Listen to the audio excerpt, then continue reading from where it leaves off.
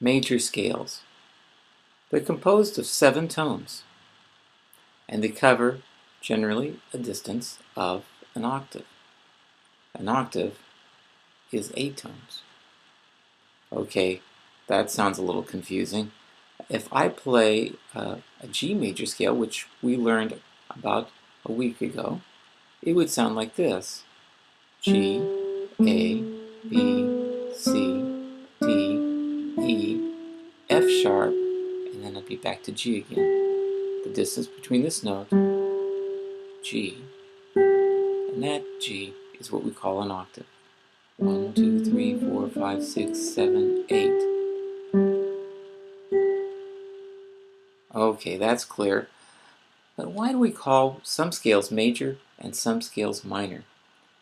Again, a couple weeks ago, we compared a G major scale to a G minor scale, and we discovered they sounded different, and they sounded different within the first 3 notes. G major scale, the distance between the first note and the third note, is what we call a major third.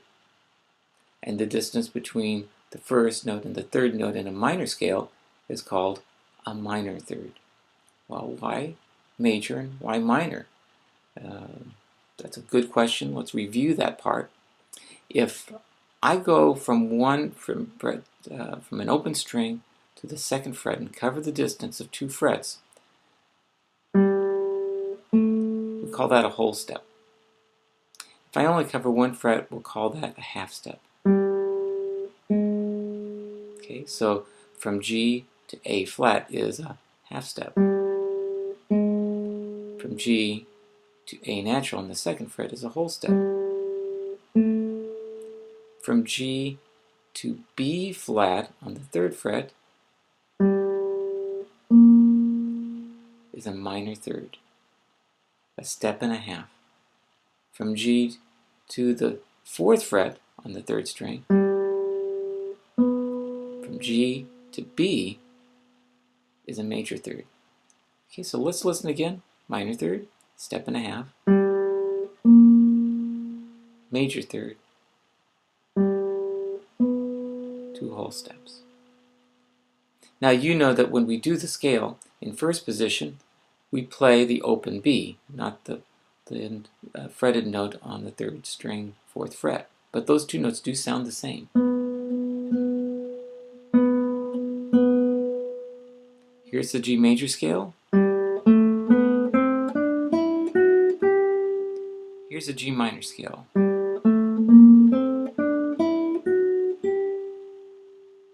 And the only difference between those 2 scales was the 3rd note in the minor scale was a distance of a step and a half, whereas in the major scale, larger, was a distance of 2 whole steps. So what did that look like, a G major scale? Do you remember? Yes, that's it right there. And we discovered we had to change one of the notes. We're not going to go through details about music theory on why we have to change that note. We're just going to note that when we hear a G major scale and we play it, that the 7th note is an F sharp. Okay? If you're interested in learning more about why, I would recommend studying a little bit of music theory. Okay, we will play the G major scale. 2, 3, 4.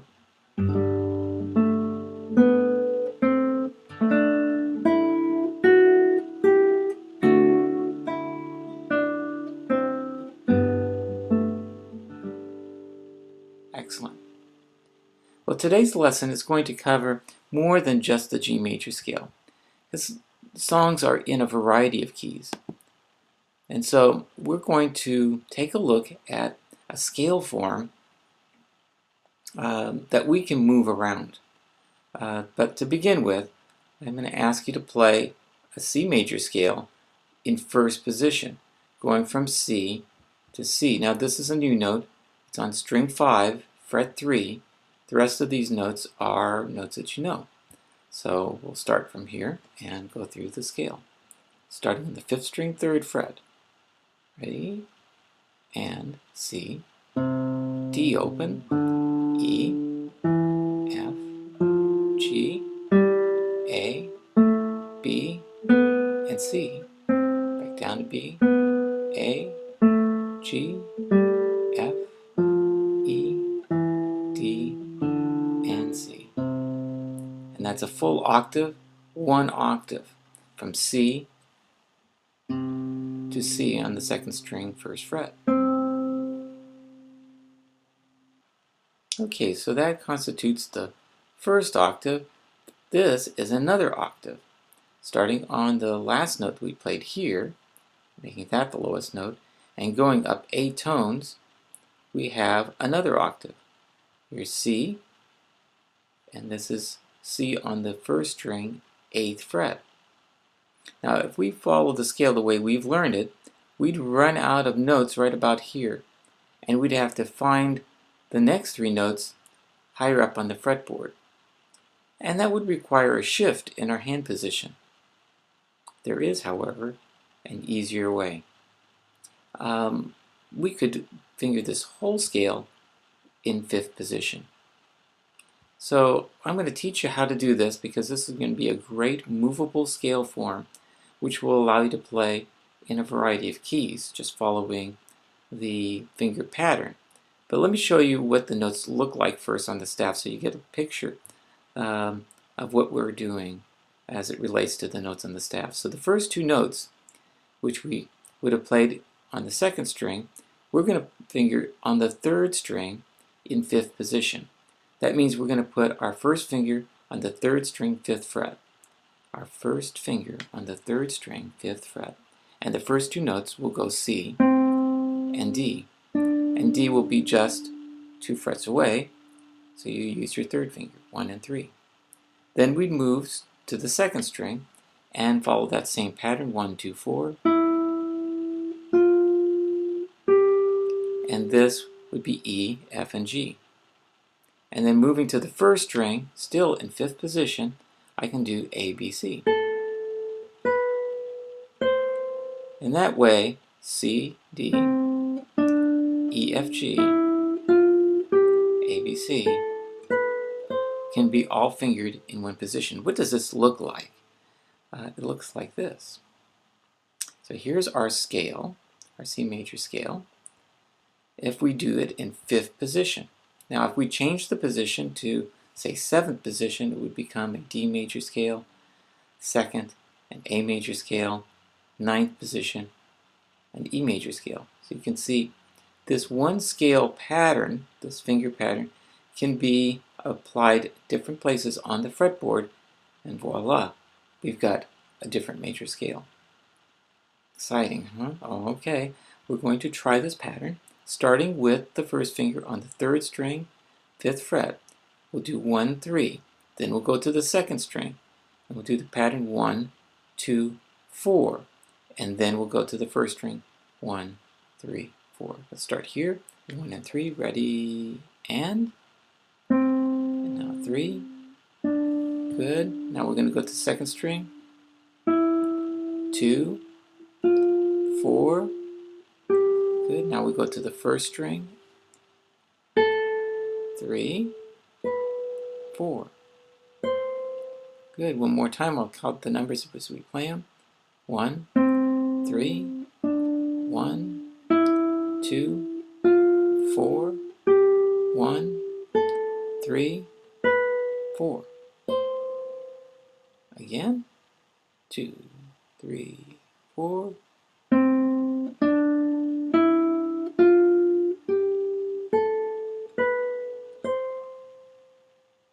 Excellent. And backwards.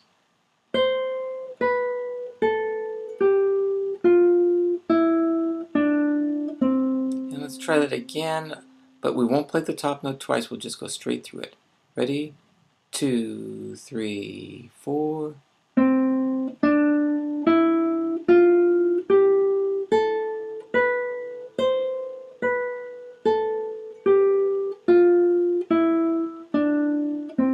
Good. And if we move to 7th position, same pattern, it would sound like this.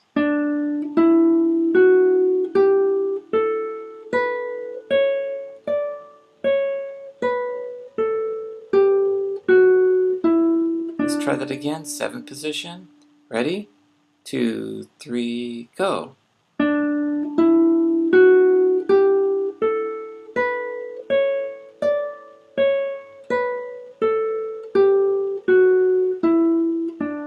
Exciting. So you just played in the key of C and the key of D. Now let's continue here. Let's go down to 2nd position. That's all the way down to the 2nd fret. First finger is behind the 3rd string, 2nd fret. Same pattern. We have to stretch the fingers out a little bit more, especially between 1 and 2. Here we go. 2, 3, 4, 1, 3, 1, 2, 4, 1, stretch 3, and 4.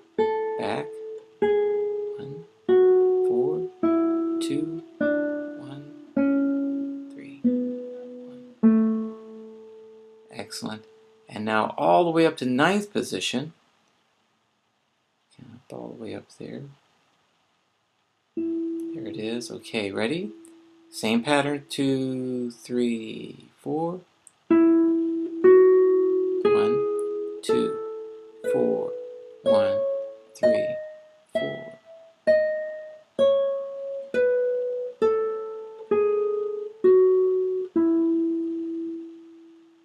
Excellent. So we've just played the 5 scales that we have up here. This one we did in 1st position with the open 3rd string and the open 2nd string. And remember we fingered the note F sharp on the 2nd fret. But the other patterns we have here, we just used one form, one pattern of fingering, and we shifted our position. This is really a helpful exercise both to get your fingers comfortable playing a scale form like this, but it also would allow you some flexibility to explore some improvisation when people are playing in different keys. In the key of C, you would play in 5th position, this form. But if someone was playing a song in the key of G, you'd do this scale. Or in the key of D, same pattern as this one here, but in 7th position. Key of A, 2nd position. Key of E major, 9th position. We'll get to explore that in the weeks ahead, but what I'd recommend is every day when you warm up, include this scale in your warm-up exercises. Start slow